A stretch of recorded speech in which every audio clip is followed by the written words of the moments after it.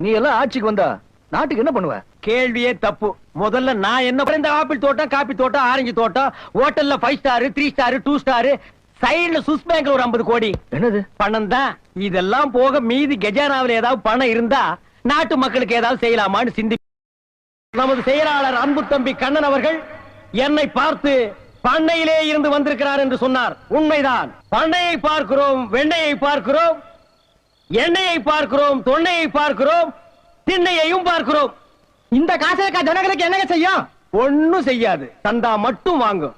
உங்களை உண்ணாவிரதம் இருக்க சொல்லாது, மறியல் செய்ய சொல்லாது, லாரி பஸ்ல ஏத்தி இந்தியா எல்லையை தாண்டி கொண்டு போய் விட்டுட்டு அங்கிருந்து நடந்து வர சொல்லாது. தந்தாவை மட்டும் கட்டிட்டு நீங்க நிம்மதியா வீட்டுல தூங்கலாம். அதை வாங்கிட்டு நாங்க நிம்மதியா கட்சி ஆபீஸ்ல தூங்கலாம். இதுதான் எங்கள் காசேகாவினுடைய மாபெரும் கொள்கை. காசேகா ஜனங்களுக்கு என்ன செய்யும்? இந்த டெல்லி எடுத்துக்கங்க.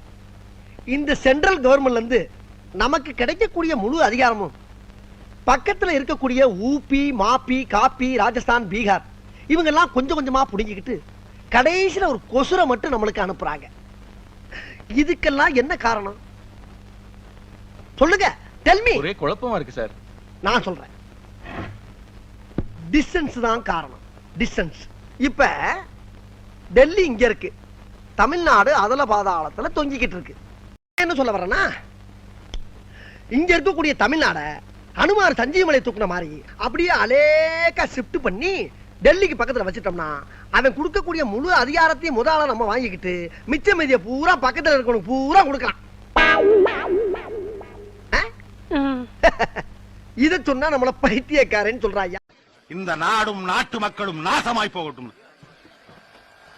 ஆட்டோ இல்லையா?